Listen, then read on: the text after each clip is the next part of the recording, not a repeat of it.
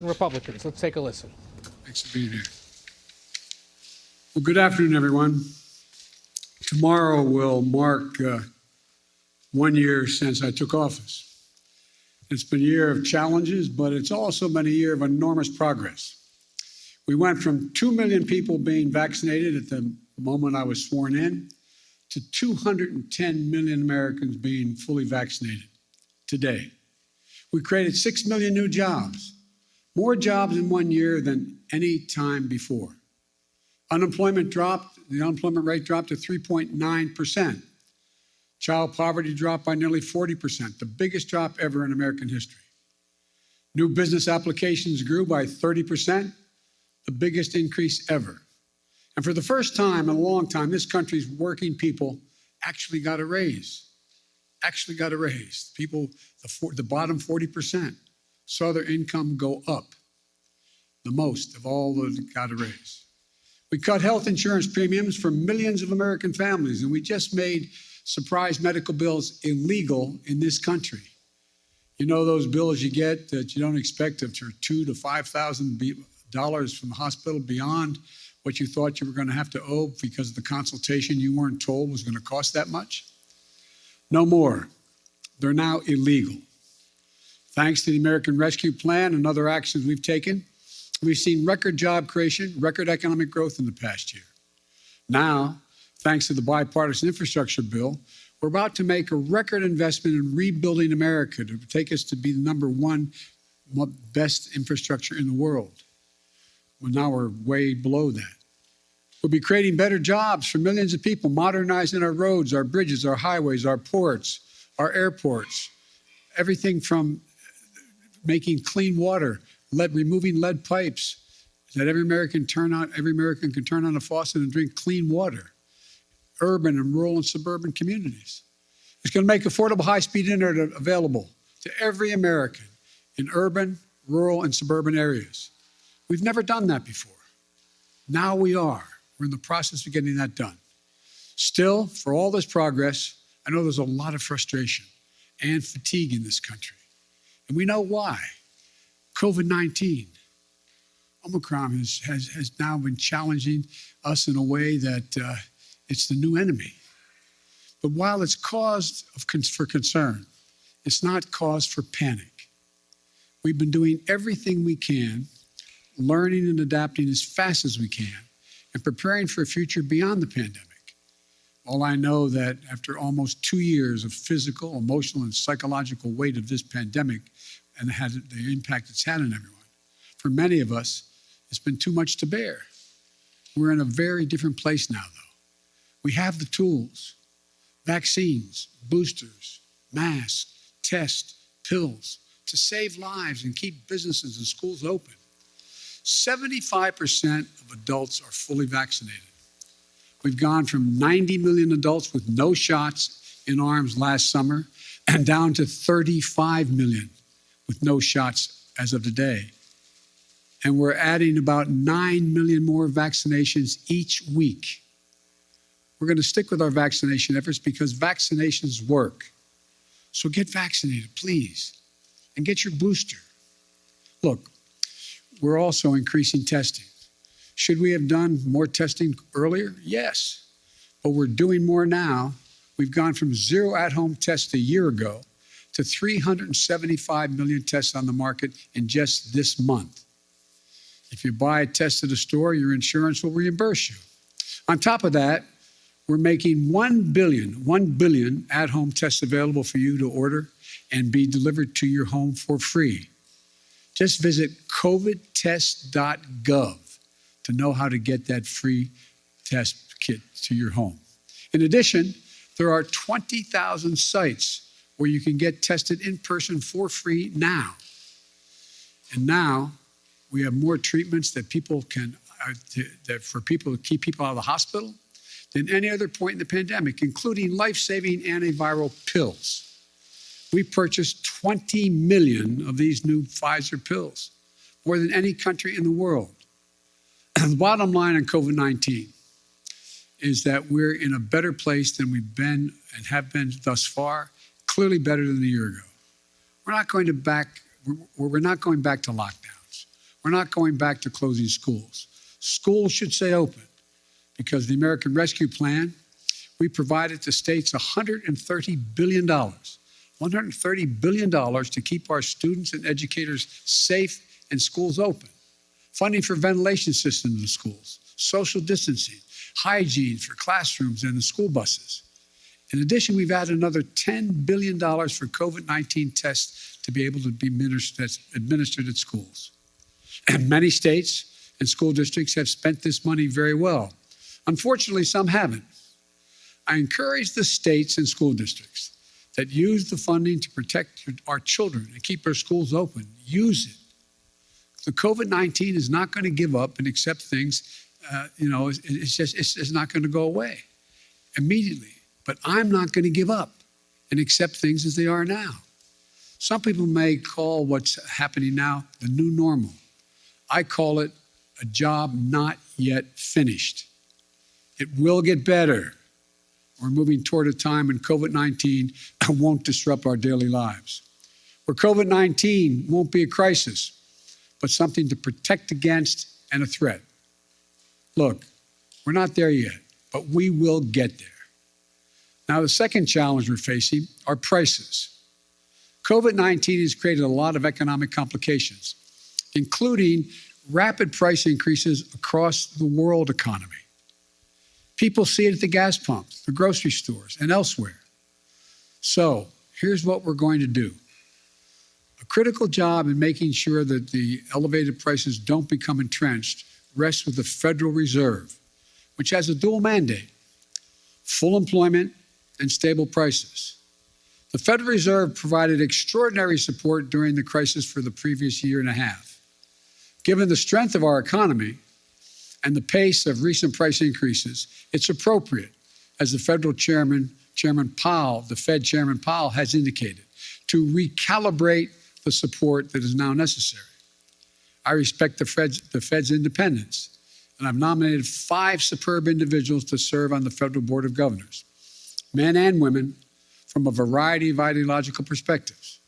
They're eminently qualified, historically diverse, and have earned bipartisan praise. And I call on the United States Senate to confirm them without any further delay. And here at the White House, and for my friends in Congress, the best thing to tackle high prices is a more productive economy with greater capacity to deliver goods and services to the American people. And a growing economy where folks have more choices and more small businesses compete, and where more goods can get to market faster and cheaper. I've laid out a 3-part plan to do just that. First, fix the supply chain. COVID-19 has had a global impact on the economy. When a factory shuts down in one part of the world, shipments to shops and homes and businesses all over the world are disrupted. COVID-19 has compounded that many times over. A couple of months ago, in this very room, we heard dire warnings about how the supply chain problems could create a real crisis around the holidays. So we acted. We brought together business and labor, and that much predicted crisis did not occur. 99% of the packages were delivered on time, and shelves were stocked. And notwithstanding the recent storms that have impacted many parts of our country, the share of goods in stock at stores is 89% now, which has barely changed from the 91% before the pandemic. I often see empty shelves being shown on television. 89% are full, which is only a few points below what it was before the pandemic.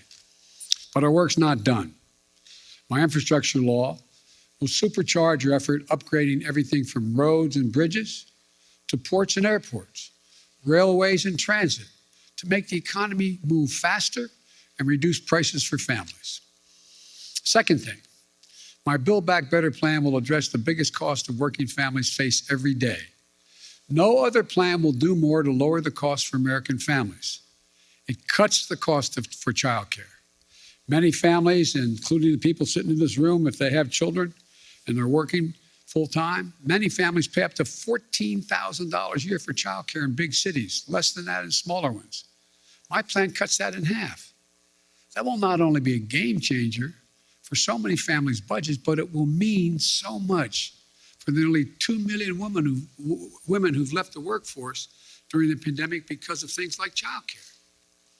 My Build Back Better plan cuts the price of prescription drugs. So insulin, that today costs some people as much as $1,000 a month, will cost no more than $35 a month. It cuts the cost of elder care. It lowers energy costs. And it will do all this without raising a single penny in taxes on people making under $400,000 a year or raising the deficit. In fact, my plan cuts the deficit and it boosts the economy by getting more people into the workforce. That's why 17 Nobel Prize winners for economics say it will ease long-term inflationary pressure.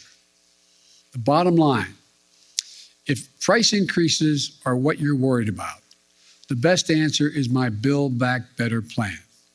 Third thing we're going to do, promote competition. Look, in too many industries, a handful of giant companies dominate the market in sectors like meat processing, railroad, shipping, and other areas. This isn't a new issue. It's not been the reason we've had high inflation today. It's not the only reason. It's been happening for a decade.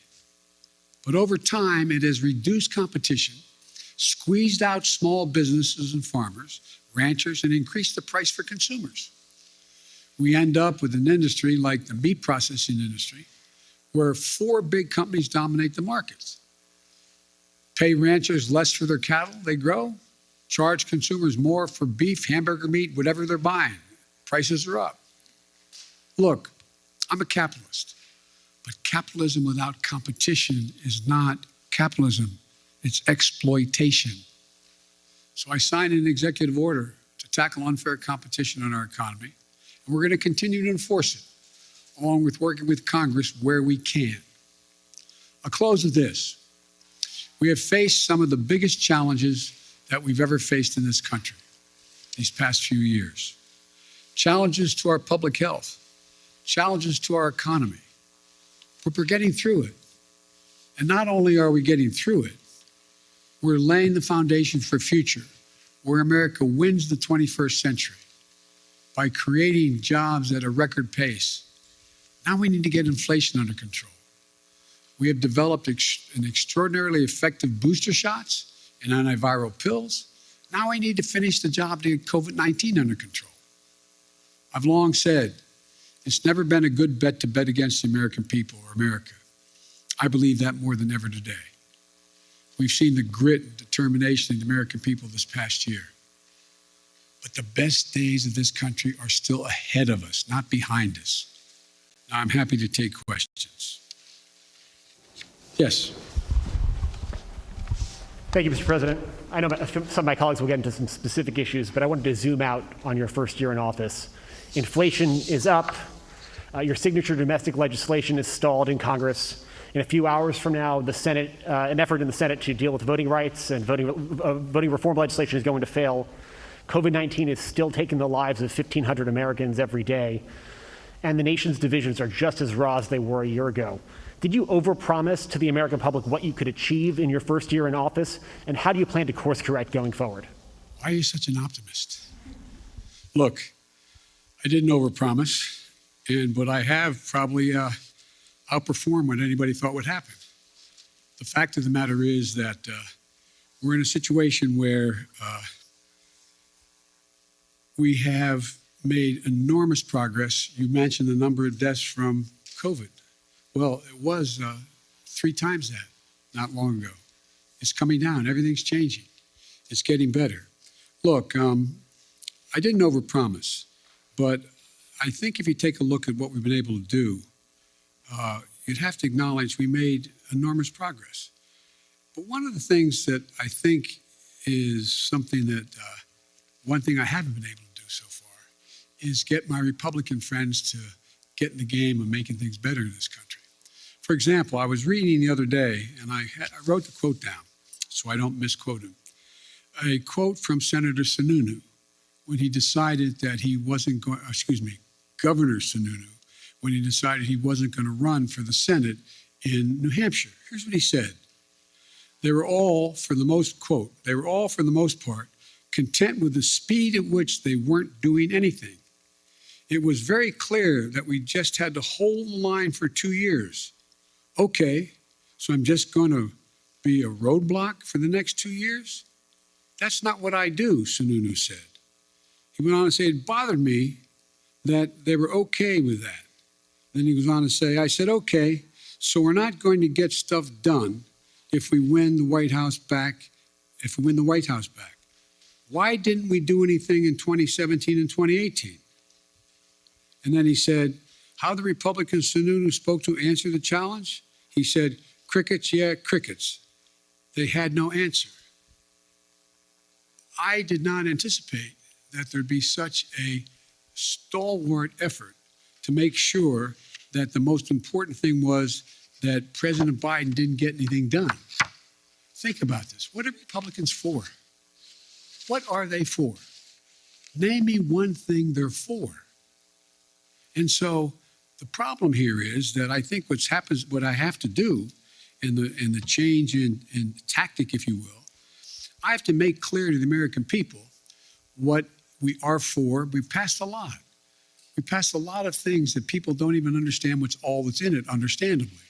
Remember when we passed the Affordable Care Act and everybody thought that, it really was getting pummeled and beaten. And it wasn't until after we were out of office and that next campaign, when that off-year campaign, and I wasn't in office anymore. We went in a whole bunch of districts campaigning for Democrats and Republican districts who said they wanted to do away with health care, with Obamacare. And I started pointing out that if you did that, pre-existing conditions would no longer be covered. And they said, huh? We didn't know that. We didn't know that. And guess what? We won over 38 seats because we had explained to the people exactly what, in fact, had passed. Now, one of the things that I remember saying, and I'll end this, I remember saying to President Obama when he passed the Affordable Care Act, I said, you ought to take a victory lap. And he said, there's so many things going on, we don't have time to take a victory lap. As a consequence, no one knew what the detail of the legislation was. They don't know a lot of the detail of what we passed. So the difference is, I'm going to be out on the road a lot, making the case around the country with my colleagues who are up for re-election and others, making the case of what we did do and what we want to do, what we need to do. And so I don't think I've overpromised at all, and I'm going to stay on this track. One of the things that I remember, and I'll end this, I was talking with, Jim Clyburn, who was a great help to me in the campaign in South Carolina.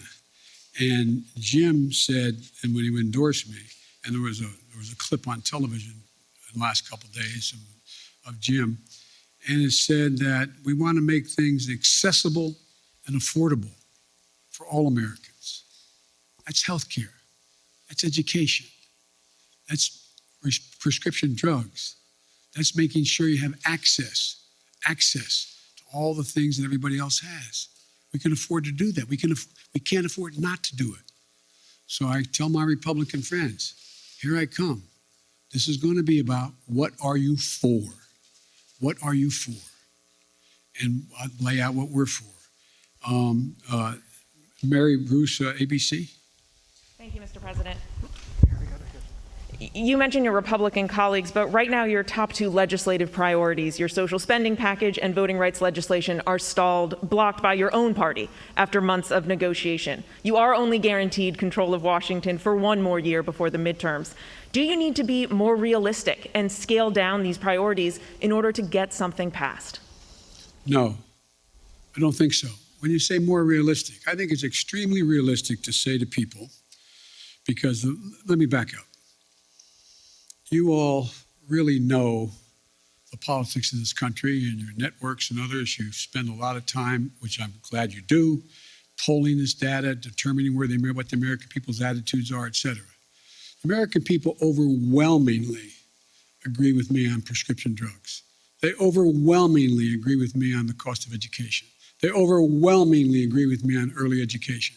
They overwhelmingly go on the list on child care. And so We just have to make the case of what we're for and what the other team's not for. Look, we knew all along that a lot of this was going to be an uphill fight. And one of the ways to do this is to make sure we make the contrast as clear as we can. And one of the things that I think is we're going to have to do is just make the case. I don't think there's anything unrealistic about what we're asking. I'm not asking for castles in the sky. I'm asking for practical things the American people have been asking for a long time, And I think we can get it done. You're not going to scale down any of these priorities, but so far that strategy isn't working. You haven't been able to get some of these big legislative ticket items done. I got two real big ones done, bigger than any president has ever gotten in the first year. But currently, Mr. President, your spending package, voting rights legislation, they're not going anywhere. So that's true. Is there anything that you are confident you can get signed into law before the midterm elections? Yes, I'm confident we can get pieces, big chunks of the Build Back Better law signed into law. And I'm confident that we can take the case to the American people that the people they should be voting for who are going to oversee whether the elections in fact are legit or not should not be those who are being put up by the Republicans to determine that they're going to be able to change the outcome of the election. So whether or not we can actually get an election, and by the way, I haven't given up. We haven't finished the vote yet on what's going on voting rights and the John Lewis bill and others. But so, look, this is. I've been engaged a long time in public policy, and I don't know many things that have been done in one fell swoop. And so, I think the most important thing to do is try to inform, not educate, inform the public of what's at stake in stark terms, and let them make judgments and let them know who's for them and who's against them, who's there and who's not there, and make that the case. And that's what I'm going to be spending my time doing in this off-year election. Very quickly, you mentioned Republicans and reaching out to them. Some Republicans who may be open to major changes on voting rights, for instance, like Mitt Romney, he says he never even received a phone call from this White House. Why not? I like Mitt. Look, Mitt Romney's a straight guy. One of the things that we're doing, I was trying to make sure we got everybody on the same page in my party on this score. And I didn't call many Republicans at all. The fact is that I do think that Mitt is a serious guy. I think we can get things done. I think I predict to you they'll get something done on the electoral reform side of this. But rather than judge what's going to get done and not get done, all I can say is I'm going to continue to make the case why it's so important to not turn the electoral process over to political persons who are set up deliberately to change the outcome of the election. Allison Harris, please.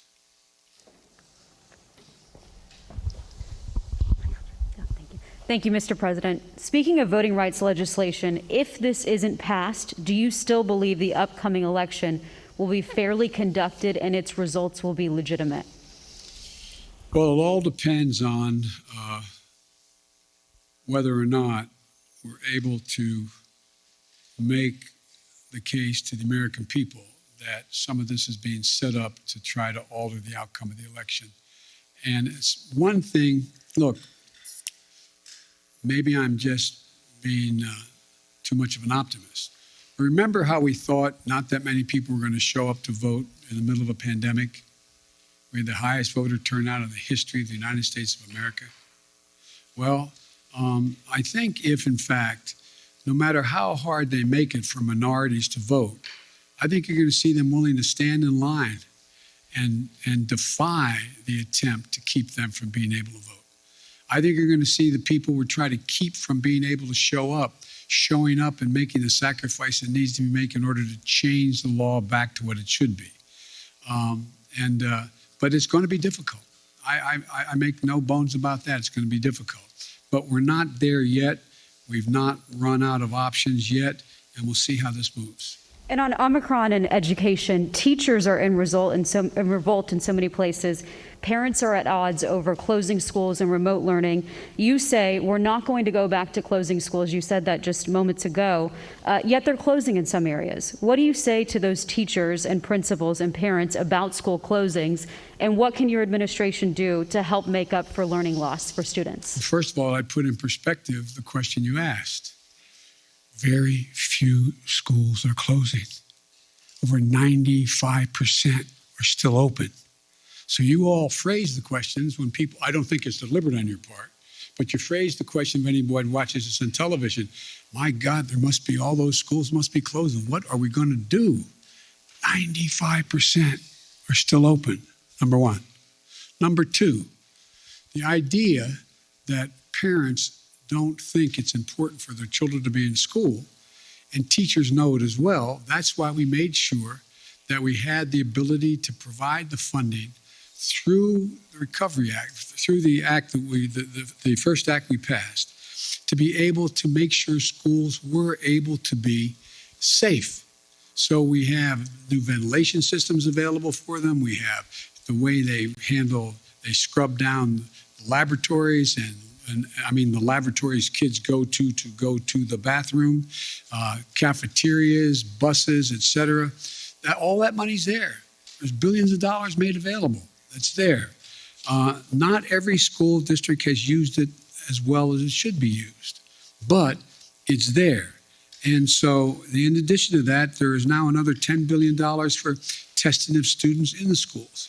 So I think as time goes on, it's much more likely you're going to see that number go back up from 95%, back up to 98, 99%. But the outfit, the individuals of the district that says we're not going to be open is always going to get, and I'm not being critical of any of you, it's always going to get front page. It's always going to be the top of the news. But let's put it in perspective. 95, as high as 98% of the schools in America are open, functioning, and capable of doing the job. How about Jen Epstein, Bloomberg? Mr. President, thank you. Your top foreign policy advisors have warned that Russia is now ready to attack Ukraine, but there's still little unity among European allies about what a package of sanctions against Moscow would look like.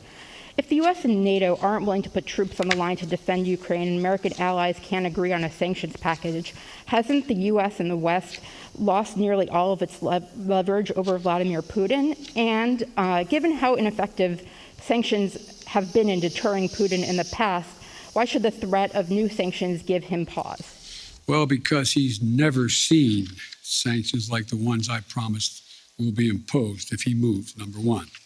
Number two, we're in a situation where Vladimir Putin is about to, we've had very frank discussions, Vladimir Putin and I, and the idea that NATO is not going to be united, I don't buy. I've spoken to every major NATO leader.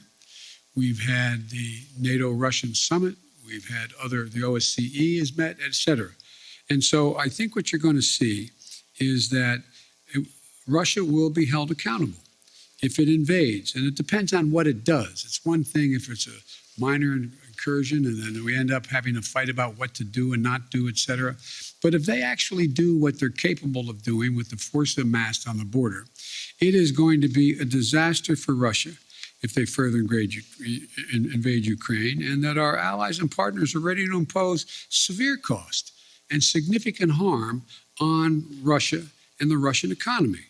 And, we're going to fortify our NATO allies, I told them, on the eastern flank, if in fact he does invade. I've already shipped over $600 million worth of sophisticated equipment, defensive equipment, to the Ukrainians. The cost of going into Ukraine in terms of physical loss of life for the Russians, they'll be able to prevail over time, but it's going to be heavy. It's going to be real. It's going to be consequential. In addition to that, Putin has a stark choice. Either de-escalation or diplomacy, a confrontation of the consequences. And look, I think you're going to see, for example, Everybody talks about how Russia has control over the energy supply that Europe absorbs. Well, guess what? That money that they earn from that makes about 45% of their economy. I don't see that as a one-way street. They go ahead and cut it off. It's like my mother used to say, you're biting your nose off to spite your face. It's not like they have all these wonderful choices out there. I spoke with the Prime Minister of Finland, and, we're talking about concern on the part of Finland and Sweden about what Russia is doing. The last thing that Russia needs is Finland deciding to change its status. They didn't say they're going to do that, but they're talking about what, in fact, is going on and how outrageous Russia is being. We're finding ourselves in a position where I believe you'll see that there'll be severe economic consequences. For example, anything that involves dollar denominations, if they invade, they're going to pay. Their banks will not be able to deal in dollars. So there's a lot's going to happen. But here's the thing. My conversation with Putin, and we've been, how can we say it? We have no problem understanding one another. He has no problem understanding me, nor me him. And the direct conversations were, I pointed out, I said, you've occupied before other countries, but the price has been extremely high. How long? You can go in and over time, at great loss and economic loss, go in and occupy Ukraine. But how many years? 1, 3, 5, 10? What is that going to take? What toll does that take? It's real. It's consequential. So this is not all just a cakewalk for Russia. Militarily, they have overwhelming superiority as it relates to Ukraine. But they'll pay a stiff price immediately, near term, medium term, and long term if they do it. I'm sorry. Okay. David Sanger, New York Times. Thank you, Mr. President. I wanted to follow up on your answer there about Russia and Ukraine.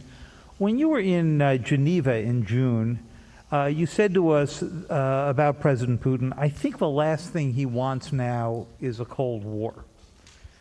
Now, since then, of course, you've seen him gather these troops, 100,000 troops around Ukraine.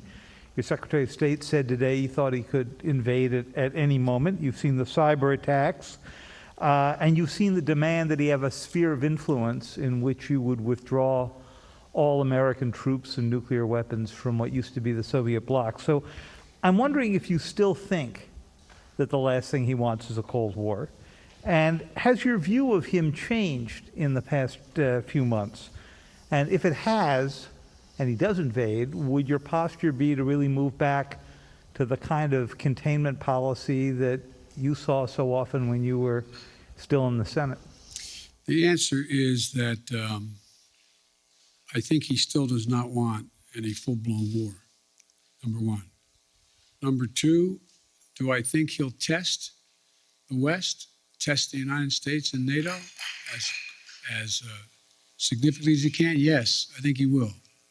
But I think he'll pay a serious and dear price for it that he doesn't think now will cost him what it's going to cost him.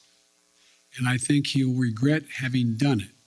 Now, whether or not, I think that,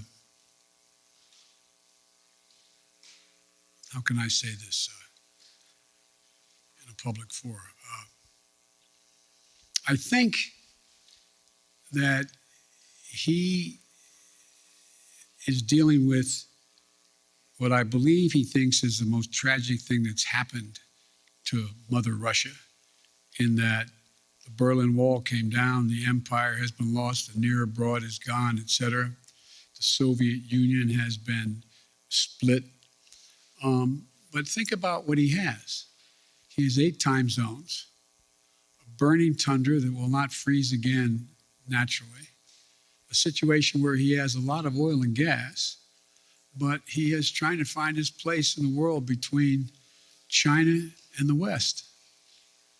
And so I'm not so sure that he has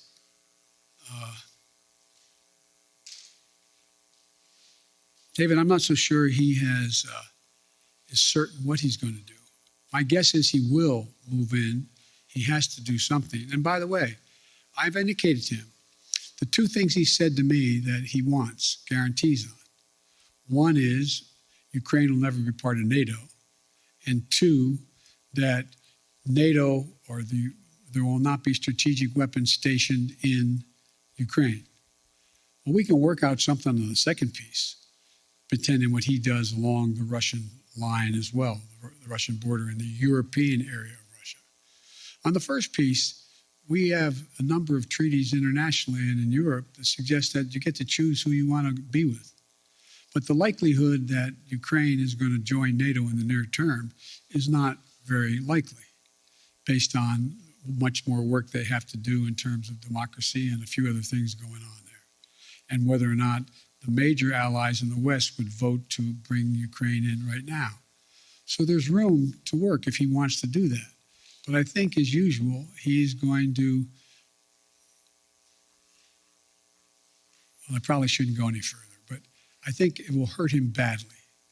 Sounds like you are offering some way out here, some off-ramp, and it sounds like what it is at least an informal assurance that NATO is not going to take in Ukraine anytime in the next few decades. And it sounds like you're saying we would never put nuclear weapons there. He also wants us to move all of our nuclear weapons out of Europe and not have troops rotating through the old Soviet bloc. Do you think there's space for there as well? No, there's not space for that. We won't permanently station, but the idea we're going to actually increase troop presence in Poland or Romania, et cetera, if in fact he moves. Because we have a sacred obligation in Article 5 to defend those countries. They are part of NATO. We don't have that obligation relative to Ukraine, although we have great concern about what happens in Ukraine. Thank you. Maureen, USA Today. Thank you, Mr. President. I wanted to follow up on your comment on Build Back Better and also ask you a question about the pandemic. You said that you're confident you can pass big chunks of Build Back Better this year. Does that wording mean that you are thinking about, you're looking at breaking the package up into individual portions? And then on the pandemic, now that the Supreme Court has blocked the vaccination or test rule for larger businesses, are you reconsidering whether to require vaccines for domestic flights as a way to boost vaccination rates? No, look, first of all, on the last part of the question, the Supreme Court decision, I think, was a mistake, but you still see thousands and thousands of people who work for major corporations having to be tested as a consequence of the decision made by the corporation, not by the standard ISET that is there. I think you'll see that increase, not decrease, number one. What was the first part of your question? On your comment that you made that you're confident Yes. that major chunks of Build Back Yes. Better can pass, are you breaking it up? Does that Yes, mean? it's clear to me that that we're going to have to probably break it up. I think that we can get, and I've been talking to a number of my colleagues on the Hill, I think it's clear that we would be able to get support for the $500+ billion for energy and the environmental issues that are there, number one. Number two, I know that the two people who've opposed, on the Democratic side at least, support a number of the things that are in there. For example, Joe Manchin strongly supports early education, 3 and 4 years of age, strongly supports that. There is strong support for, I think, a number of the way in which to pay for these, pay for this proposal. So I think there is. I'm not going to negotiate against myself as to what should and shouldn't be in it, but I think we can break the package up, get as much as we can now, and come back and fight for the rest later.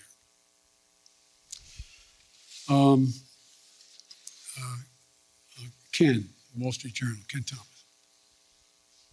Thank you, Mr. President. I wanted to ask you about the economy. As you said earlier, Americans are feeling the squeeze of inflation. Oil prices have been at about a 7-year high recently. how long should Americans expect to face higher prices when they're at the grocery store, when they're at the gas pump? Is this something that they're going to see into the summer, into next fall? And separately, you talk about the importance of the Fed, but isn't that an acknowledgement that you're limited in what you can do? If you're relying on the Fed to make decisions and you're unable to get a Build Back Better proposal through, aren't you simply limited in what you can do to deal with inflation? Well, look, as you know, Ken, the inflation has everything to do with the supply chain. And I think what you're seeing is that we've been able to make progress on speeding up the access to materials. For example, 1/3 of the increase in cost of living is the cost of automobiles. The reason automobiles have skyrocketed in price is because of the lack of computer chips.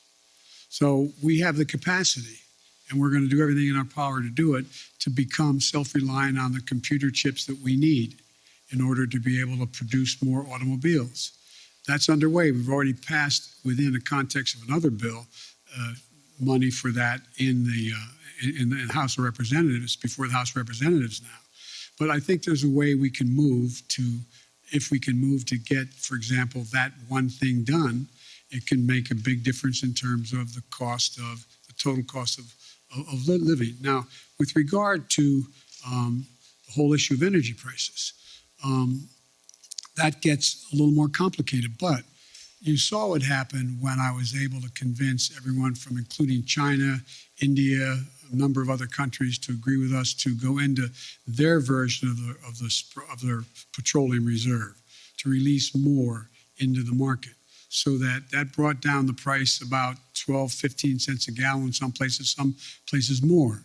There's going to be a reckoning along the line here as to whether or not we're going to continue to see oil prices continue to go up in ways that are going up now relative to what impact that's going to have on the producers.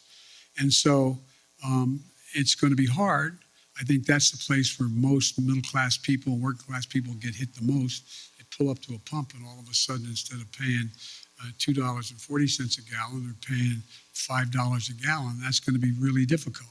But so we're going to continue to work on trying to increase oil supplies that are available. And I think there's ways in which we can be of some value added in terms of the price of gas, natural gas and the like, to take the burden off the European countries that are now totally dependent on Russia.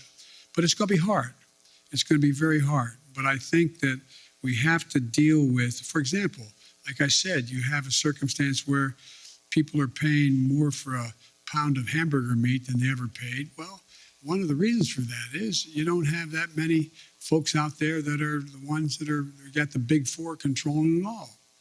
And so you're going to see more and more, we're going to move on this competition piece to allow more and more smaller operations to come in and be able to engage in buying and providing the access to much cheaper meat than exists now.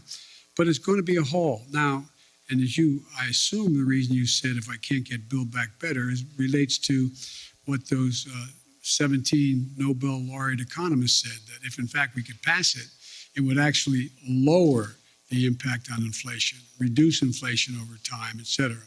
So there's a lot we have to do. It's not going to be easy, but I think we can get it done, but it's going to be painful for a lot of people in the meantime. That's why the single best way to take the burden off middle class and working class folks is to pass the Build Back Better piece that are things that they're paying a lot of money for now. If you get to trade off higher gases, you're putting up with higher price of hamburgers and gas versus whether or not you're going to be able to pay for education and or childcare and the like. I think most people would make the trade. Their bottom line would be better in middle-class households. But it's going to be hard, and it's going to take a lot of work. Sir, you mentioned China. Do you think the time has come to begin lifting some of the tariffs on Chinese imports, Or is there a need for China to make due on some of its commitments in the Phase 1 agreement? Some business groups would like you to begin lifting up those tariffs on China. Well, I know that, and that's why my trade rep is working on that right now. The answer is uncertain. It's uncertain. I'd like to be able to be in a position where I can say they're meeting the commitments or more of their commitments and be able to lift some of it, but we're not there yet. Nancy, CBS. Thank you so much, Mr. President. This afternoon, the Senate Minority Leader, Mitch McConnell, said that the midterm elections are going to be a report card on your progress on inflation, border security, and standing up to Russia. Do you think that that's a fair way to look at it? And if so, how do you think that report card looks right now? I think report cards can look pretty good if that's where we're at. But look, the idea that Mitch has been very clear. He's going to do anything to prevent Biden from being a success. I get on with Mitch. I actually like Mitch McConnell. We like one another. But he has one straightforward objective. Make sure that there's nothing I do that makes me look good in the mind, in his mind, with the public at large. And that's okay. I'm a big boy. I've been here before. But the fact is that I think that I'm happy to debate and have a referendum on how I handle the economy, whether or not I've made progress on. Look, again, how can I'm taking too long answering your questions. I apologize. I think that the fundamental question is, what's Mitch for? What's he for on immigration? What's he for? What's he proposing to make anything better? What's he for dealing with Russia? It's different than I'm proposing that many of his Republican friends or his colleagues are supporting as well. What's he for on these things? What are they for? So everything's a choice, a choice. I think, look, I've laid out a proposal on immigration that if we passed it, we'd be in a totally different place right now. But we're not there because we don't have a single Republican vote. My buddy John McCain's gone. So, I mean, it's going to take time. And again, I go back to Governor Sununu's quote. How long? I mean, a rhetorical question.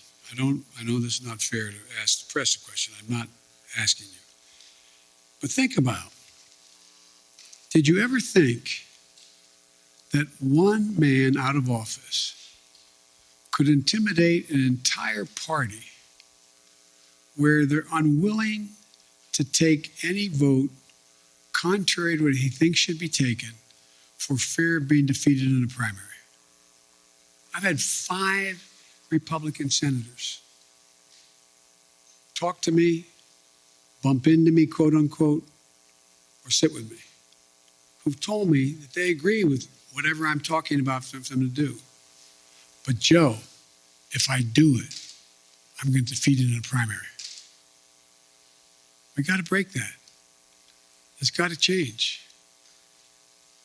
And I doubt you're all, it sounds like I'm being solicitous, you're all bright as hell, well-informed, more informed than any group of people in America. But did any of you think that you get to a point where not a single Republican would diverge on a major issue? Not one? Anyway. Can you tell us who those 5 Republican senators are? Sure. No, are you kidding me?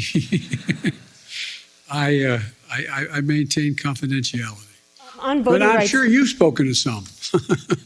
on voting rights, sir, Yes. at your first press conference 10 months ago, I asked you if there was anything you could do beyond legislation to protect voting rights. And at that time you said yes, but I'm not going to lay out a strategy before you and the world now.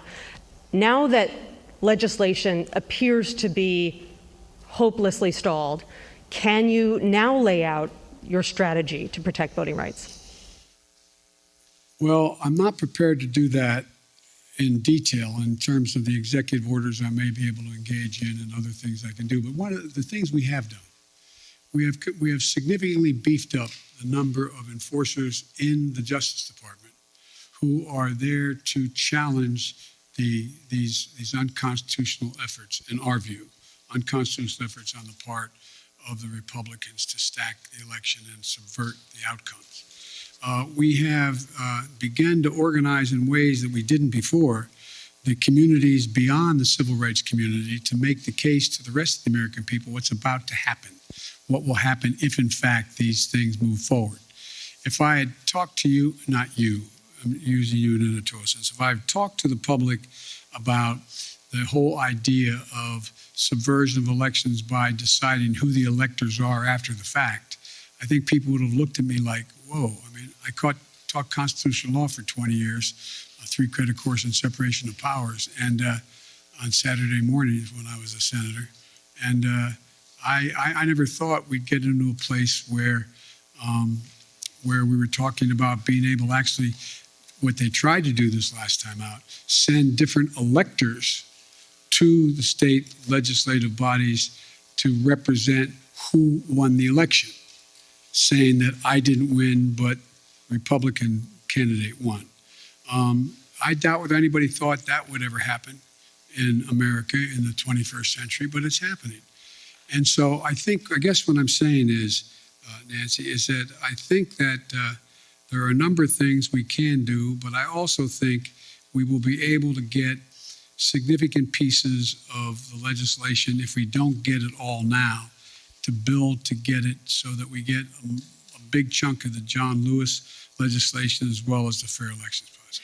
Sir, on COVID, if you don't mind, you touted the number of Americans who are now fully vaccinated with 2 shots, but even some of your own medical advisors say that people aren't fully protected unless they have that 3rd shot, a booster. Why hasn't this White House changed the definition of fully vaccinated to include that 3rd booster shot? Is it because the numbers of fully vaccinated Americans would suddenly look a lot less impressive? No, it's not that at all. It's just this has become clearer and clearer.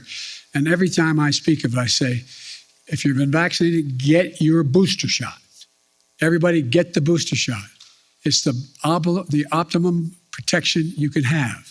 You're protected very well with 2 shots. If it's the Pfizer, anyway, you're protected.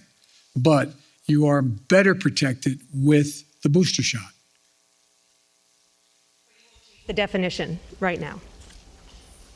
I'm following what the answer is yes, get the booster shot. It's all part of the same thing.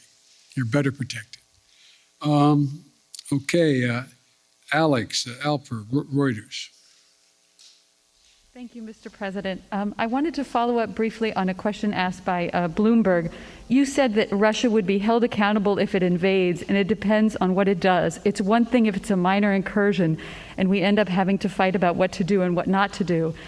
Are you saying that a minor incursion by Russia into Ukrainian territory would not lead to the sanctions that you have threatened, or are you effectively giving Putin permission to make a small incursion into the country?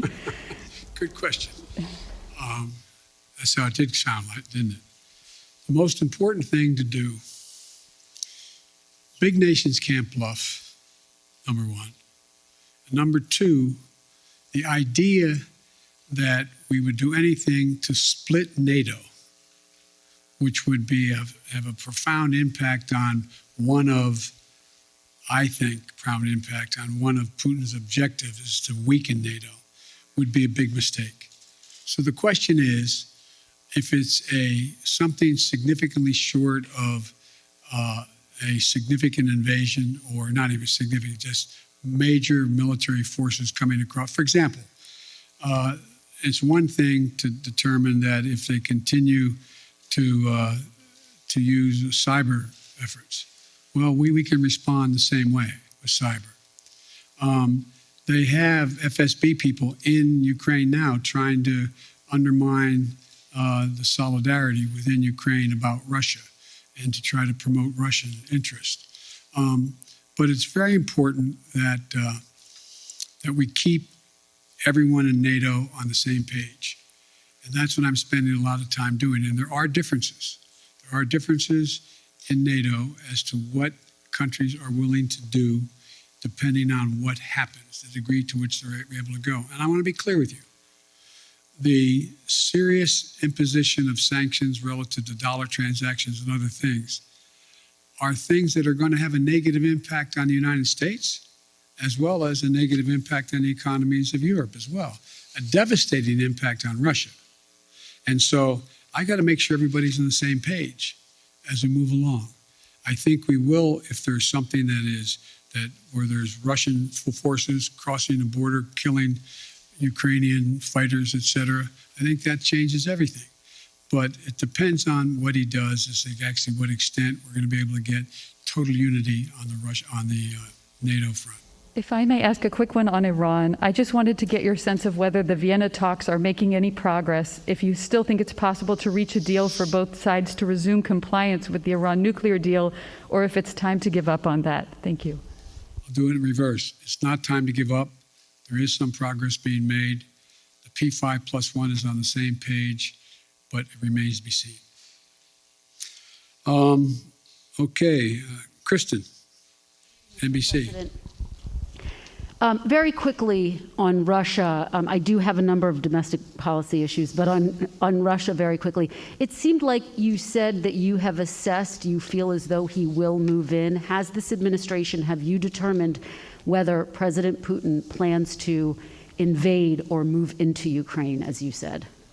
Look, the only thing I'm confident of is that decision is totally, solely, completely a Putin decision.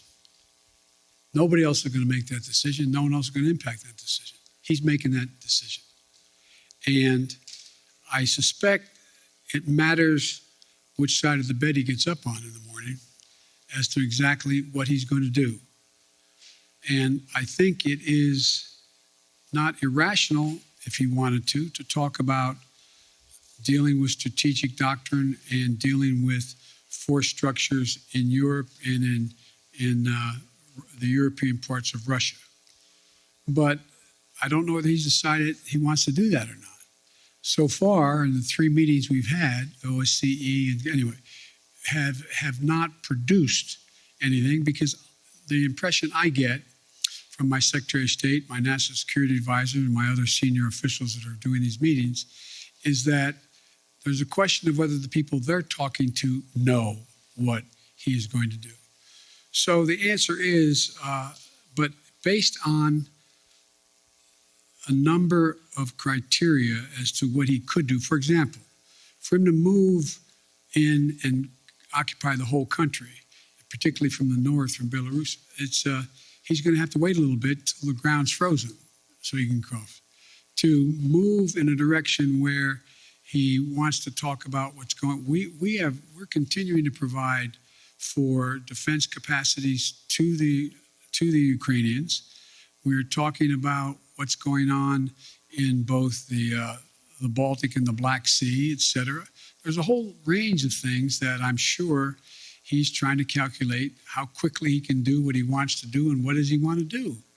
But he's an informed individual. And I believe he's calculating what the immediate, the short term, and the near term, and the long term consequences of Russia will be. And I don't think he's made up his mind yet. I want to ask you about your domestic agenda. You've gotten a lot of questions about voting rights, Mr. President, but I want to ask you about Black voters, one of your most loyal constituencies. Yep. I was in Congressman Clyburn's district yesterday in South Carolina. You opened this news conference talking about him. I spoke to a number of Black voters who fought to get you elected, and now they feel as though you are not fighting hard enough for them and their priorities. And they told me they see this push on voting rights more as a last-minute PR push than it is a legitimate effort to get legislation passed. So what do you say to these Black voters who say that you do not have their backs as promised on the campaign trail? I've had their back. I've had their back my entire career. I've never not had their back. And I started on the voting rights issues long, long ago. That's what got me involved in politics in the first place. And I think part of the problem is, look, there's There's significant disagreement in every community on whether or not the timing of assertions made by people has been in the most timely way. So I'm sure that there are those who are saying that why didn't Biden push John Lewis bill as hard as he pushed it the last month? Why didn't he push it 6 months ago as hard as he did now? The fact is that there's a timing that is not of one's own choice. It's somewhat dictated by events that are happening in country and around the world as to what the focus is. But part of the problem is, as well, I have not been out in the community nearly enough. I've been here an awful lot. I find myself in a situation where I don't get a chance to look people in the eye because of both COVID and things that are happening in Washington, to be able to go out and do the things that I've always been able to do pretty well. Connect with people. Let them take a measure of my sincerity. Let them take a measure of who I am. For example, I mean, as I pointed out in South Carolina, last time when I was chairman of the Judiciary Committee, I got the Voting Rights Act extended for 25 years, and I got Strom Thurmond to vote for it. That's what I've been doing my whole career. And so the idea that I didn't either anticipate or because I didn't speak to it as fervently as they want me to earlier. In the meantime, I was spending a lot of time, spent hours and hours and hours talking with my colleagues on the Democratic side, trying to get them to agree that if in fact this occurred, if this push continued, that they would be there for John Lewis. And anyway, so, but I think that's a problem that is my own making by not communicating as much as I should have. Yet you find that when you deal with members of the Black Caucus and others in the United States Congress, I still have very close working relationships. So it's like every community. I'm sure that there are those in the community, and I'm a big labor guy. I'm sure there's people in labor saying, why haven't I been able to do A, B, C, or D?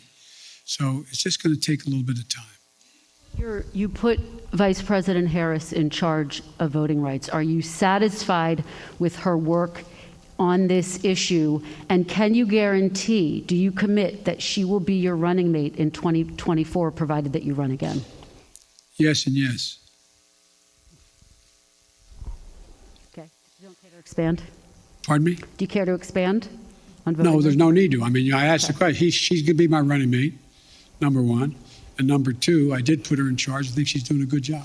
Let me ask you, big picture, particularly when you think about voting rights and the struggles you've had to unify your own party around voting rights. Unity was one of your key campaign promises. In fact, in your inaugural address, you said your whole soul was in bringing America together, uniting our people. People heard the speech that you gave on voting rights in Georgia recently, in which you described those who are opposed to you to George Wallace and Jefferson Davis, and some people took exception to that. What do you say to those who were offended by your speech? And is this country more unified than it was when you first took office? Number one, anybody who listened to the speech, I did not say that there were going to be a George Wallace or a Bull Connor. I said we're going to have a decision in history that is going to be marked just like it was then. You either voted on the side that didn't make you George Wallace or didn't make you Bull Connor. But if you did not vote for the Voting Rights Act back then, you were voting with those who agreed with Connor, those who agreed with and I think Mitch did a real good job of making it sound like I was attacking them. If you notice, I haven't attacked anybody publicly, any senator, any congressman publicly. And my disagreements with them have been made to them, communicate to them privately or in person with them. My desire still is, look, I underestimated one very important thing. I never thought that the Republicans, like for example, I said, they got very upset. I said, there are 16 members of the present United States Senate who voted to extend the Voting Rights Act. Now, they got very offended by that. That wasn't an accusation, it was stating a fact. What has changed? What happened? What happened? Why is there not a single Republican? Not one. That's not the Republican Party. So that's not an attack. Is the country more unified than when you first took office? The answer is, based on some of the stuff we've got done, I'd say yes, but it's not nearly unified as it should be. Look, I still contend, and I know you'll have a right to judge me by this, I still contend that unless you can reach consensus in a democracy, you cannot sustain the democracy. And so this is a real test, whether or not my counterpart in China is right or not when he says autocracies are the only thing that are going to prevail because democracies take too long to make decisions and countries are too divided.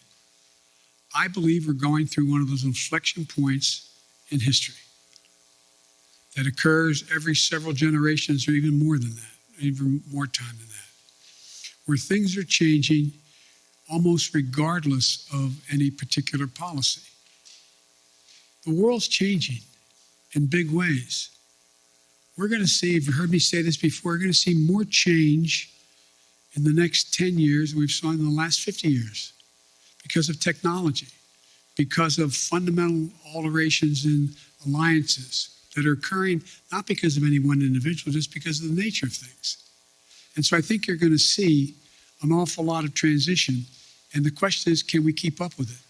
Can we maintain the democratic institutions that we have, not just here, but around the world, to be able to generate democratic consensus on how to proceed? It's going to be hard. It's going to be hard, but it requires leadership to do it. And I'm not giving up on the prospect of being able to do that. Thank you.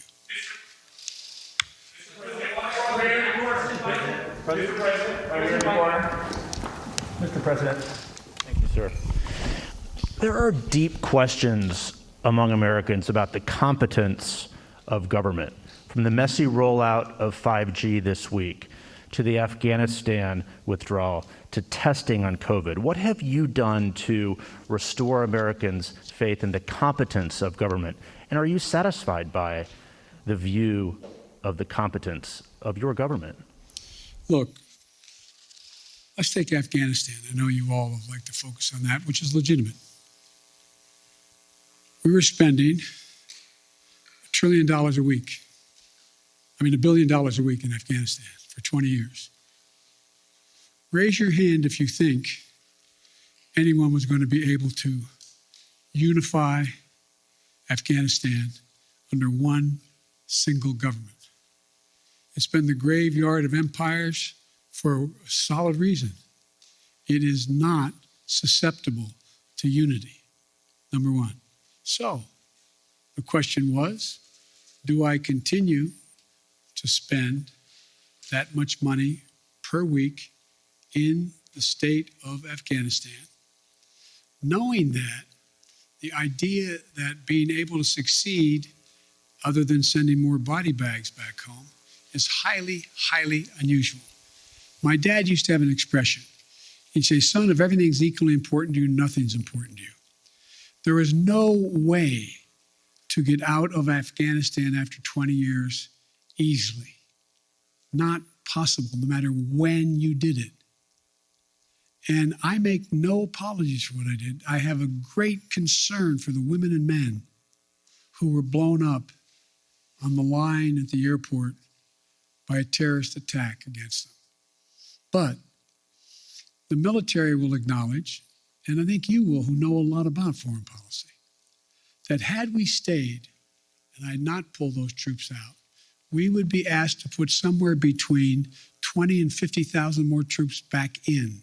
Because the only reason more Americans weren't being killed than others is because the last president signed an agreement to get out by May the 1st. And so everything was copacetic. Had we not gotten out, and the acknowledgement is we'd be putting a lot more forces in. Now, do I feel badly what's happening as a consequence of the incompetence of the Taliban? Yes, I do. But I feel badly also about the fistulas that are taking place in Eastern Congo. I feel badly about a whole range of things around the world that we can't solve every problem. And so I don't view that as a competence issue. The issue of whether or not there's competence in terms of whether or not we're dealing with 5G or not, we don't deal with 5G. The fact is that you had two private enterprises, that had one promoting 5G and the other one are airlines. They're private enterprises. They have government regulation, admittedly.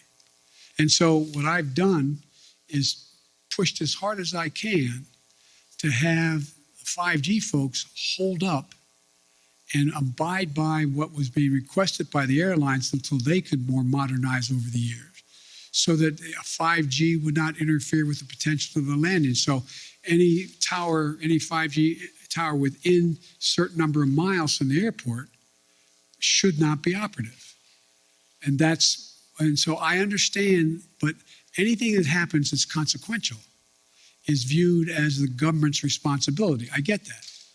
Am I satisfied with the way in which we have dealt with COVID and all the things that go along with that? Yeah, I am satisfied.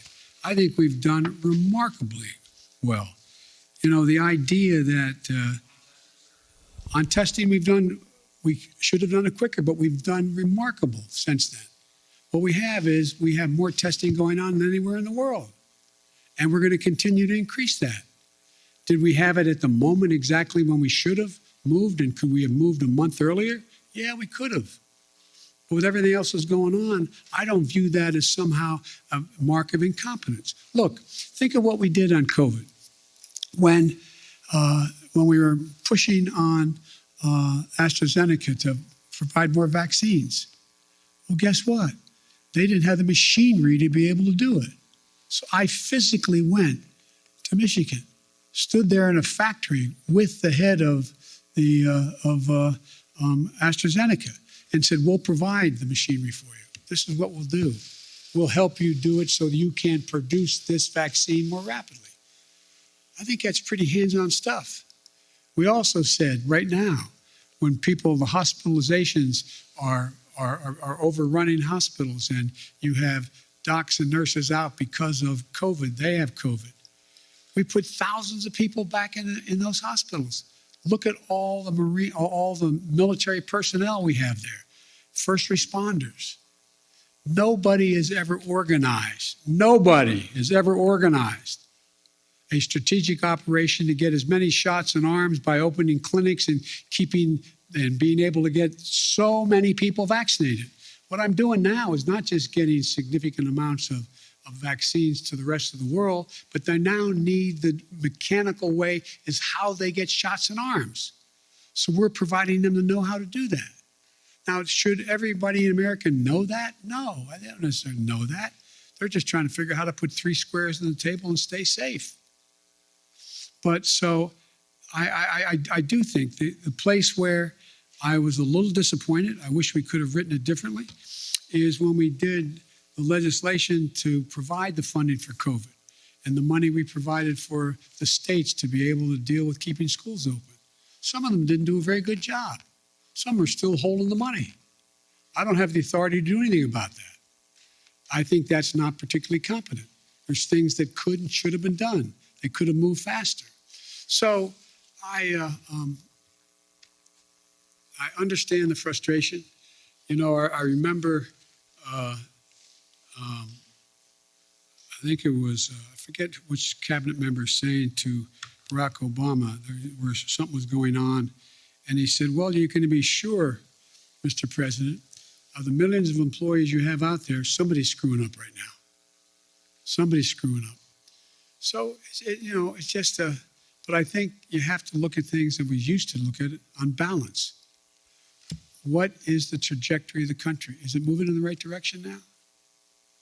I don't know how we can say it's not. I understand the overwhelming frustration, fear, and concern with regard to inflation and COVID. I get it. But the idea, if I told you when we started, I tell you what I'm going to do. First year, I'm going to create over 6 million jobs. I'm going to get unemployment down to 3.9%. I'm going to generate, and I named it all. You'd look at me like you're nuts. Maybe I'm wrong. President, at least in our recent memory, with as much Washington experience as you entered this office with, but yet after we sit here for more than an hour, I'm not sure I've heard you say if you would do anything differently in the second year of your term. Do you plan to do anything differently? Yeah, look, the thing I have to do... Are you satisfied with your team here at the White House, sir? I'm satisfied with the team. There's 3 things I'm going to do differently now that I've gotten the critical crises out of the way in the sense of that movement, knowing exactly where we're going. Number 1, I'm going to get out of this place more often. I'm going to go out and talk to the public. I'm going to do public fora. I'm going to interface with them. I'm going to make the case as what we've already done, why it's important, and what what will happen if they support what else I want to do. Number 2, I'm bringing in more and more now that I have time. I mean, literally, like you, I'm not complaining. It's, 12, 14 hours a day. No complaints. I really mean it sincerely. But now that certain of the big chunks have been put in place and we know the direction, I'm also going to be out there seeking more advice of experts outside, from academia to editorial writers to think tanks, and I'm bringing them in, just like I did early on, bringing in presidential historians to get their perspective on what we should be doing, seeking more input, more information, more constructive criticism about what I should and shouldn't be doing. And the third thing that I'm going to be doing a lot more of is being in a situation where I'm able to I'm going to be deeply involved in these off-year elections. We're going to be raising a lot of money. We're going to be out there making sure that we're helping all of those candidates, and scores of them have already asked me to come in and campaign with them, to go out and make the case in plain, simple language as to what it is we've done, what we want to do, and why we think it's important. How many more hours am I doing this? I'm happy to stick around.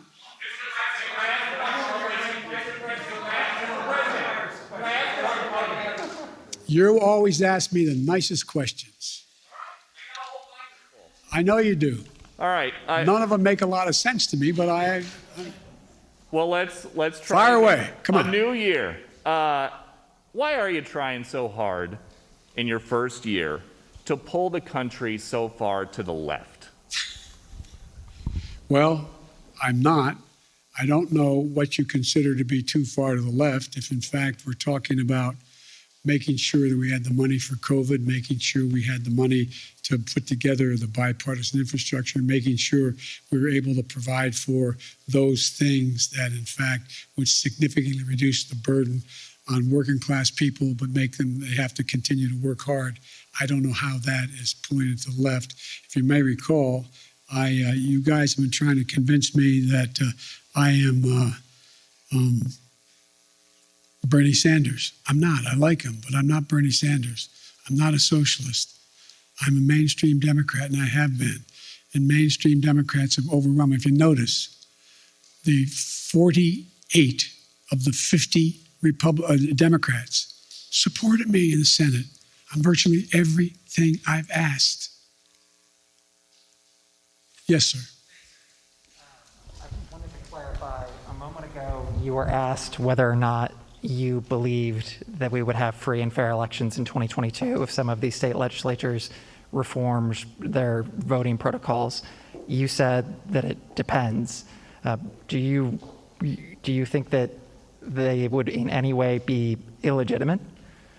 Oh, yeah, I think it easily could be illegitimate. Imagine if, in fact, Trump has succeeded in convincing Pence to not count the votes. Imagine if...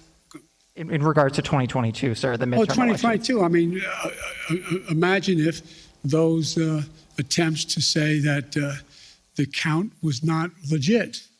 You have to recount it, and we're not going to count. We're going to discard the following votes. I mean, sure. I'm not saying it's going to be legit. It's the increase in the prospect of being illegitimate is in direct proportion to us not being able to get these reforms passed. But I don't think you're not going to see me, and I don't think you're going to see the Democratic Party give up on coming back at assuming that the attempt fails today. And then one more, sir.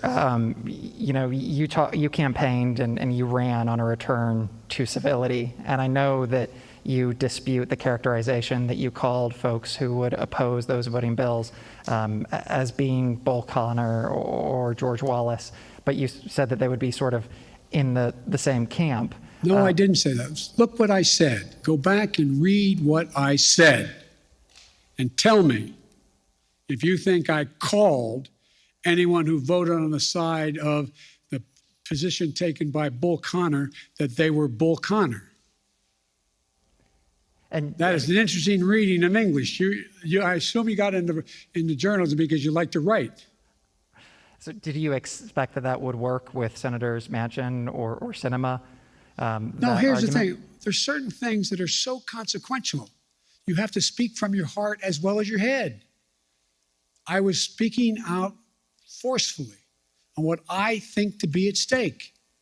That's what it is. And by the way, no one forgets who was on the side of King or Bull Connor. No one done that. The history books will note it. And when I was making the case, don't think this is a freebie. You don't get to vote this way and then somehow it goes away. This will stick with you the rest of your career and long after you're gone. And Mr. President, folks. So one more on Ukraine, please, sir. Okay. Whoa. Hang on, guys. We've only gone an hour and 20 minutes. I'll keep going. But I'm going to go. Let me get something straight here. How long are you guys ready to go? You want to go for another hour or two?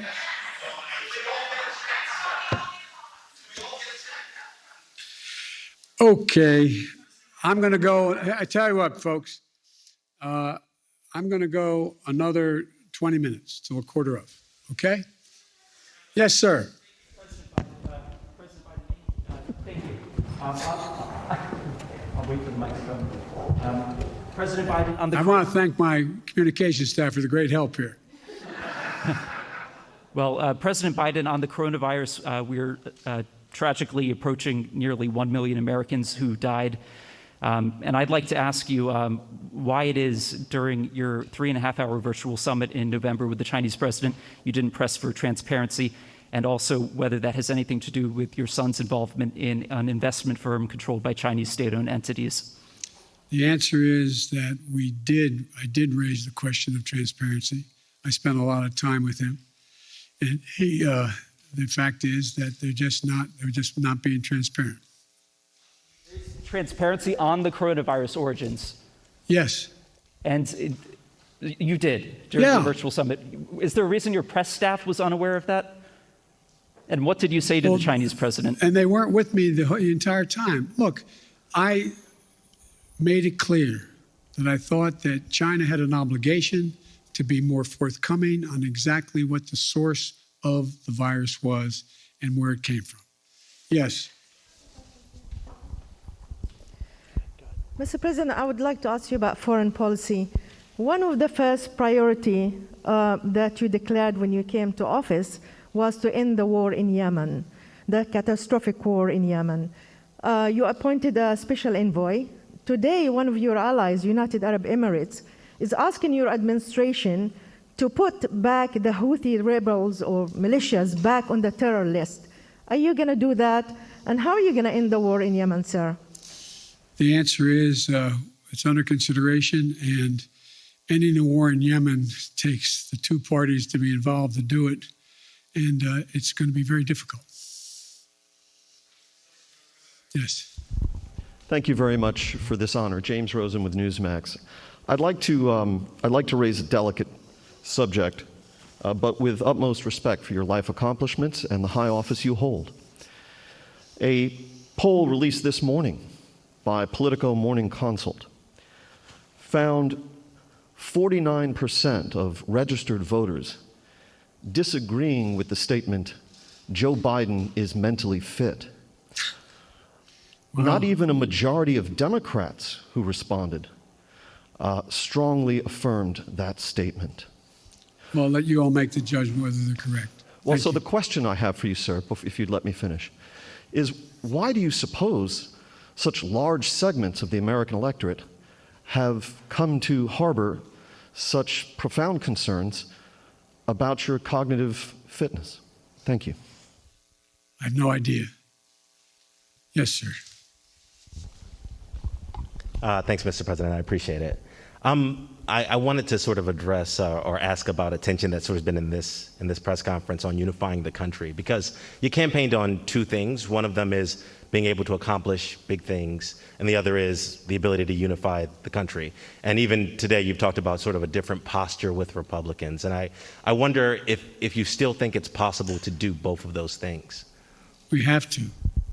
We have to. I mean, as long as I hold public office, I'm going to continue to attempt to do both things. One more follow-up. Around this time last year when you were campaigning in Georgia, I think one of the things you told people was the power is literally in your hands. You know, if voters give Democrats the House and the Senate and the presidency, that all these big things can get accomplished. And, you know, we've seen stalemate, we've seen things being stymied. Why should folks believe you this time around? Can you think of any other president's done as much in 1 year? Name one for me. I'm asking you.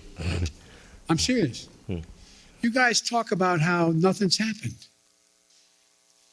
I don't think there's been much on any incoming president's plate that's been a bigger menu than the plate I had given to me. I'm not complaining. Knew that running in. And the fact of the matter is we got an awful lot done. An awful lot done. And there's more to get done. But look, let me ask a rhetorical question. No, I won't. Anyway. Okay. Thank you. Yes.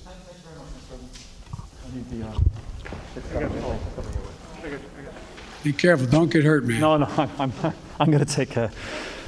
Mr. President, thank you. Sebastian Smith from AFP. Another question on Ukraine. Ukraine borders 4 NATO member countries.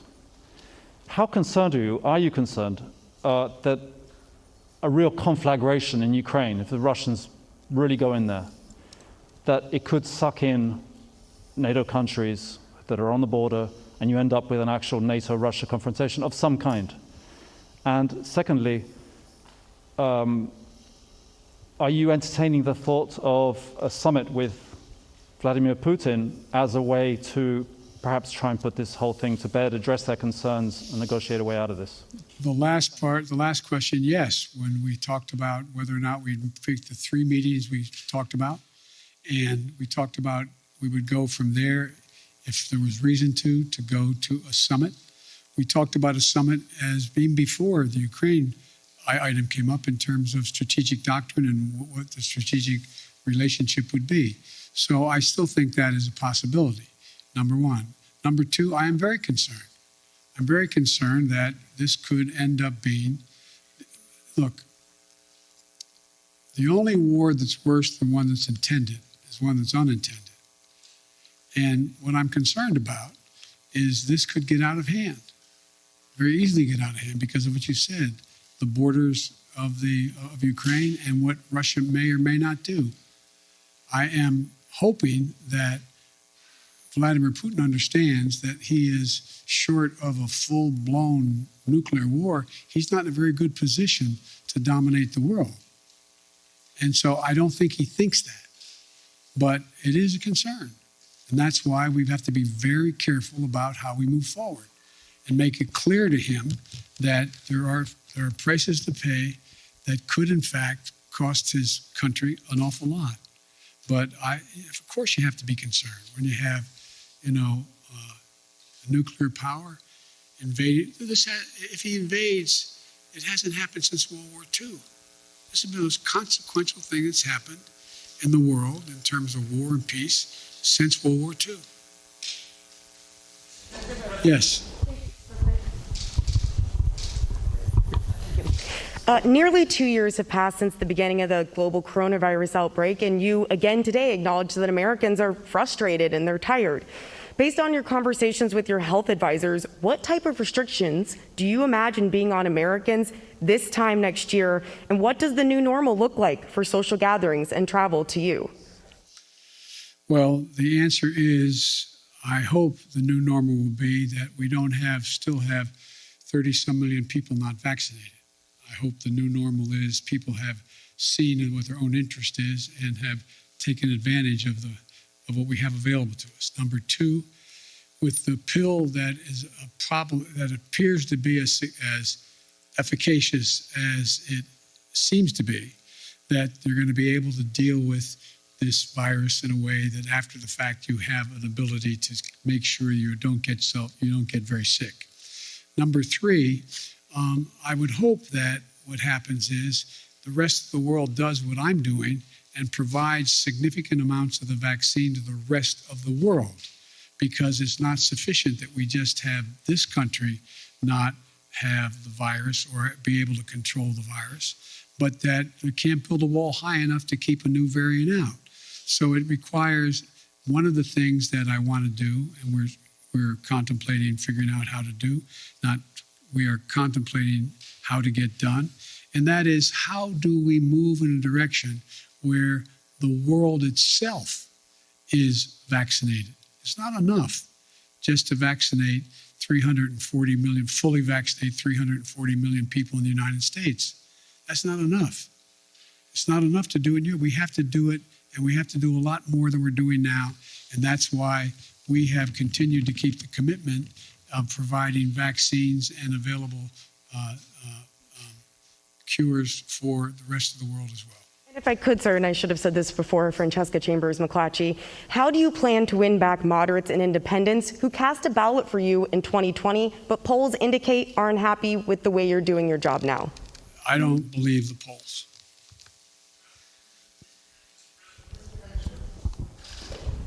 Well, why don't you just go down the road there?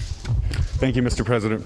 To follow up on some of the questions about the vaccination program, you've given dozens of speeches this year urging Americans to get vaccinated. You've talked to reluctant Republicans. You've said it's people's patriotic duty. There have been very few mentions of the fact that young children under the age of 5, still in the third year of this pandemic in this country, don't have access to the vaccine. Can you speak to frustrated parents a little bit about why that continues to be the case and when that might change? Because the science hasn't reached the point where they're convinced that, in fact, it is safe. So that's what they're doing now. You could have asked me that. I got asked that question about 3 months ago about people between the ages of 7 and 12. Well, they got to the point where they felt secure in the number of tests they had done and the tests they had run, that it was safe. So it will come. It will come. But I'm not a scientist. I can't tell you when, but it is really very important that we get down to that next piece. One more follow-up on Build Back Better. When you said it's going to likely be broken up into chunks, you mentioned that the climate pieces seem to have broad support. You mentioned that Senator Manchin is a supporter of early child care. You left out the child tax credit, and I wonder if it's fair to read between the lines and assume that that is a piece, given Senator Manchin's opposition to it, that the extension of that is likely one of those components that may have to wait until sometime down the line. There's two really big components that I feel strongly about that I'm not sure I can get in the package. One is the child care tax credit, and the other is help for cost of community colleges. They are massive things that I've run on, I care a great deal about, and I'm going to keep coming back at whatever floor I get to be able to try to get chunks or all of that done. Yes, sir. Next man next to you, left. Thank you, Mr. President. My name is Pedro Rojas. I'm with Univision National News. This is actually my first press conference here. It's good to meet you in person. We always have long press conferences. Awesome. I got a couple of questions for you. Number one, you said that you want to convey your message by getting out there in the country. I wonder if you're planning on traveling also to South America and other countries in the Western Hemisphere, given the fact that China has gained a lot of influence in the region. And the second question is, what will be your message for residents in this country that are struggling every time they go to the gas station, every time they go to the grocery store and see the prices going high, and the pharmacy? I happen to come from South Texas, where I saw a lot of people struggling financially in the last few months, and so I wonder what is the message you want to spread to them. Well, I try to express. I've tried to answer that 7 different ways today about how to deal with inflation. But let me answer the first question. I spent a lot of time in South America and in Latin America. When I was vice president, I spent the bulk of my 8 years basically in Europe and/or in Latin America. I'm in contact with the leaders of the countries in South America. We're working closely with making sure that we do everything, for example, with to deal with helping the countries in question, particularly those in Central America, to be able to help them with their ability to deal with the people don't sit around in Guatemala and say, I got a great idea. Let's sell everything we have, give the money to a coyote, take us across a terribly dangerous trip up through Central America and up through Mexico and sneak us across the border, drop us in the desert. Won't that be fun? People leave because they have real problems.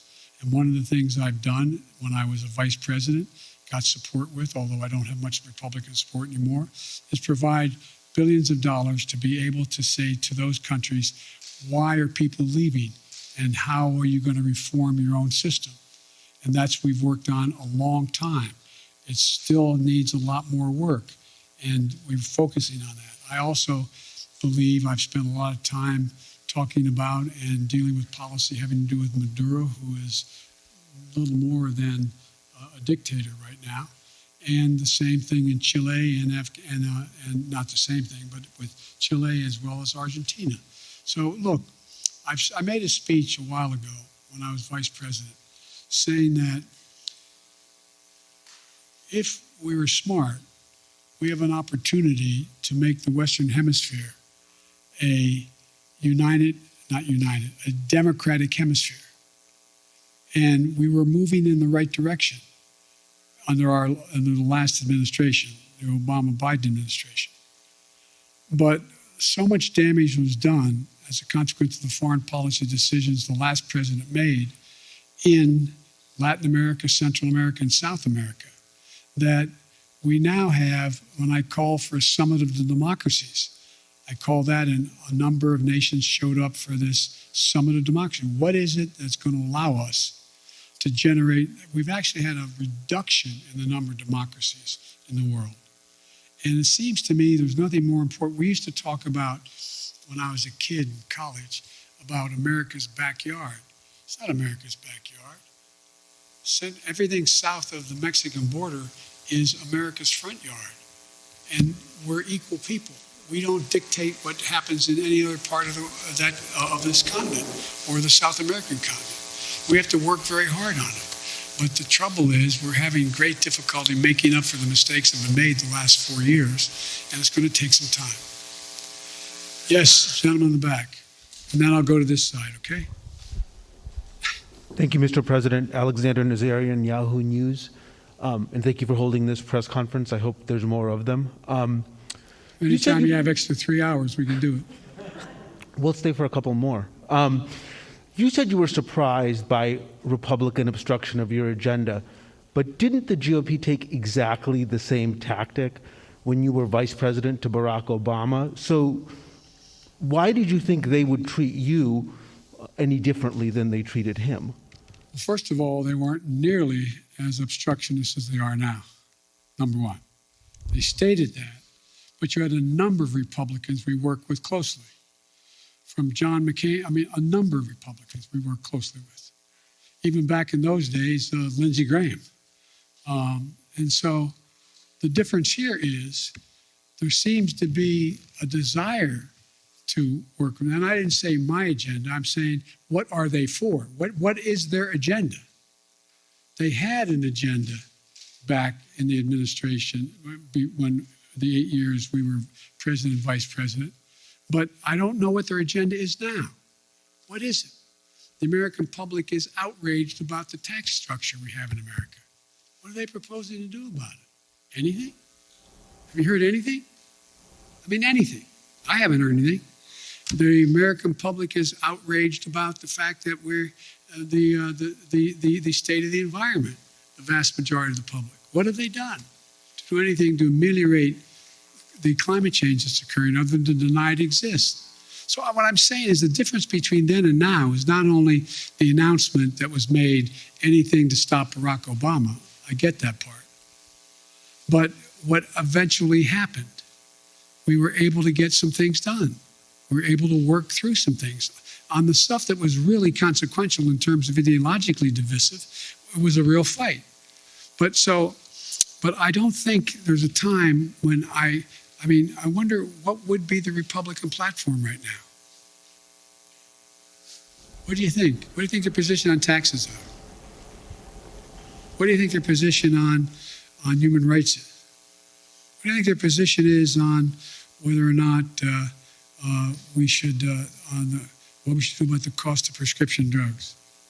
What do you think? I mean, I honest to God don't know what they're for, yet I know a lot of these senators and congressmen, and I know they do have things they want to support, whether they're things I want or not. But you don't hear much about that. And every once in a while, when you hear something where there's a consensus, it's important but a small item, and it doesn't get much coverage at all where it occurs. I'm not mean coverage. I mean, there's not much discussion about it. So I just think it's a different, and I don't know that no matter how strongly one supports, as a Republican and or supports the former president of the United States, I don't know how we can't look at what happened on January 6th and think that's a problem. That's a real problem. One more question, Mr. President. By the way, it's a quarter of, guys, so I'm going to do this.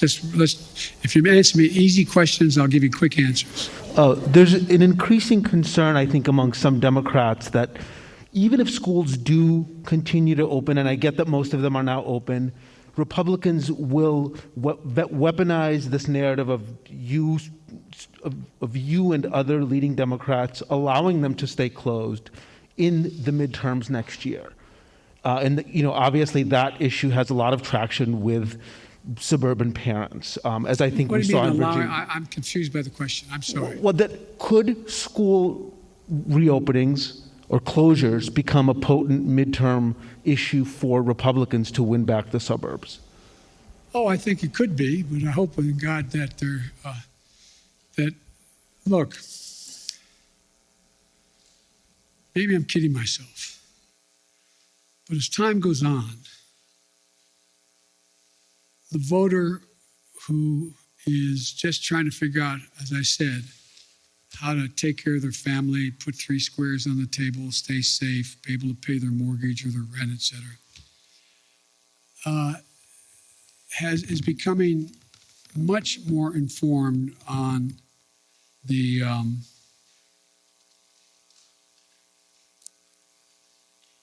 motives of some of the political players and some of the political parties. And I think that they are not going to be as susceptible to believing some of the outlandish things that have been said and continue to be said. Every president, not necessarily in the first 12 months, but every president the first couple of years, every president, of the last presidents, at least 4 of them, have had polling numbers that are 44% favorable. So it's this idea that, but you all, not you all, but now it is, well, Biden's at, one poll showed him at 33%. The average is 44, 45%. One poll him at 49%. I mean, the idea that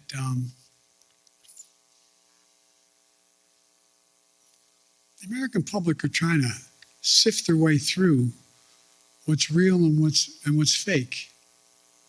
And I don't think I've never seen a time when the political coverage, the choice of what political coverage the voter looks to has as much impact on as what they believe. They go to get reinforced in their views, whether it's MSNBC or whether it's Fox or whatever. I mean, and one of the things I find fascinating that's happening, and you all are dealing with it every day, and it will impact on how things move, is that a lot of the speculation in the polling data shows that the cables are heading south. They're losing viewership. No? Well, Fox is okay for a while, but it's not gaining. And a lot of the rest are predicted to be not very much in the mix in the next 4 to 5 years. I don't know whether that's true or not. But I do know that we have sort of put themselves in certain alleys. And they've decided that, how many people who watch MSNBC also watch Fox, other than they're a politician trying to find out what's going on in both places? How many people, again, I'm no expert in any of this, but the fact is, I think you have to acknowledge that what gets covered now is necessarily a little bit different than what gets covered in the past. I've had a couple, well, I shouldn't get into this,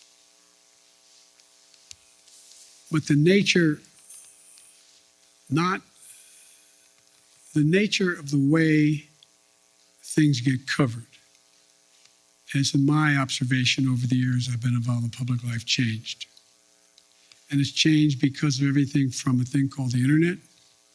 It's changed because of the way in which we have self-identified perspectives based on what channel you turn on, what network you look at, not network, what cable you look at.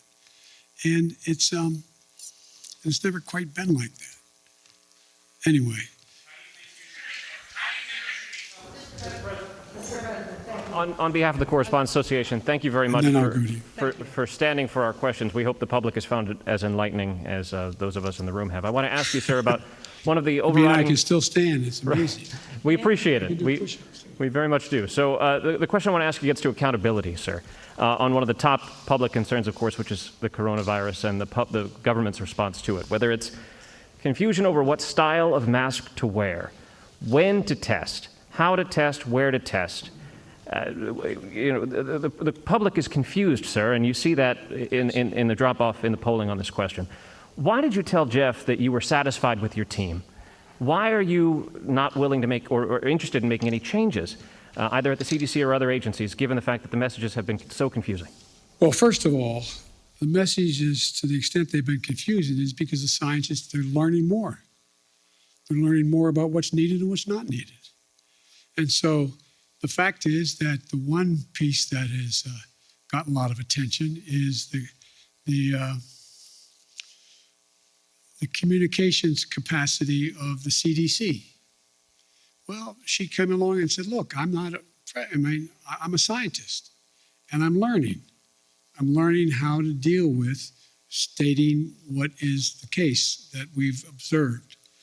But look, I think that it's a little bit like saying, when we went through the whole issue of how to deal with polio and the polio shots, what was said in the beginning was, oh, no, it's changed a little bit. We moved this way or that way. Or when we dealt with anything else. I mean, this was a brand new virus, a brand new phenomenon. Some of it was deadly. Other was more communicable. This is an unfolding story. It's the nature of the way diseases spread. We're going to learn about it in a lot of other areas, not just COVID-19. And so I think, I look at it this way. Think about how astounding it was within the time frame that it took to be able to come up with a vaccine. You used to write about that. Pretty amazing how rapidly they came up with a vaccine that saved hundreds of thousands of lives. Did everything get right? No. And by the way, the idea whether anyway, I'm talking too much. Thank you, Mr. Yes, President. ma'am. I have two really simple questions. I promise. You campaigned on canceling $10,000 in student loans. Do you still plan to do so, and when? And then my second question is, now that you've clarified the Bull Connor comments, do you plan to reach out to Republicans like Mitt Romney to talk about reforming the Electoral Count Act? Yes, I'm happy to speak out. I've met with Rip. I've talked to Mitt on other occasions. And by the way, I reached out to the minority leader as well at the time that he made his speech. And so I have no reluctance to reach out to any Republican and anyone and I've made it clear. Look, I've now had the opportunity to travel because of funerals and eulogies I've made and attended, and congressmen and senators have come along with me. Don't hold me to the number, but somewhere between 20 and 25 senators and congresspersons have traveled with me. And I find you should get the list of them and ask how I set for the 2, 3, 4, 5 hours that we've flown together, sit back in that conference table and talk to them. Ask them questions. They ask me questions. I learn a heck of a lot. But as president, you don't quite have that ability to do that as often as I'd like to be able to do it. And one of the things that I do think that has been made clear to me, speaking of polling, is the public doesn't want me to be the president's senator. They want me to be the president and let senators be senators. And so if I've made many mistakes, I'm sure. If I've made a mistake, I'm used to negotiating to get things done, and I've been, in the past, relatively successful at it in the United States Senate, even as vice president. But I think that role as president is a different role. Folks, it is now almost 6. With all due respect, I'm going to see you next conference, okay? Thank you. Well, a loquacious President Biden